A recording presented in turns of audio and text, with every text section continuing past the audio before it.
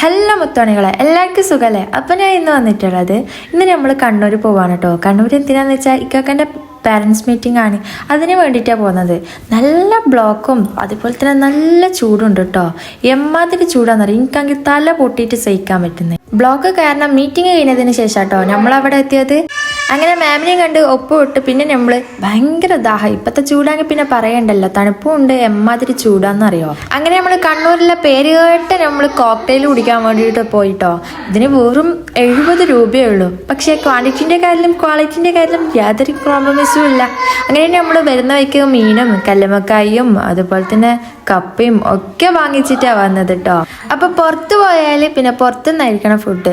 എല്ലാ പ്രാവശ്യം ഉമ്മയാണ് ഫുഡ് വാങ്ങിത്തരരുത്. പക്ഷെ ഇപ്രാവശ്യം ഇക്കാക്കൻ്റെ കൂടെ പോയതുകൊണ്ട് ഇക്കാക്ക പറഞ്ഞു ഞാൻ നിങ്ങൾക്ക് ഫുഡ് മേടിച്ചു തരാം.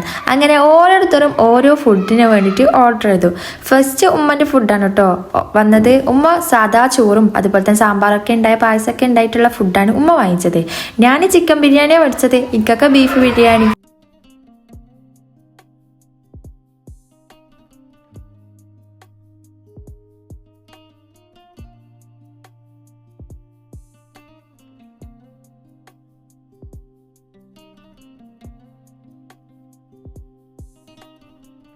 അങ്ങനെ കാത്തിരുന്ന് ലെഗ് പീസുമായിട്ട് എൻ്റെ ബിരിയാണിയും വന്നു, അതേപോലെ തന്നെ ഇക്കാക്കൻ്റെ ബീഫ് ബിരിയാണിയും വന്നു.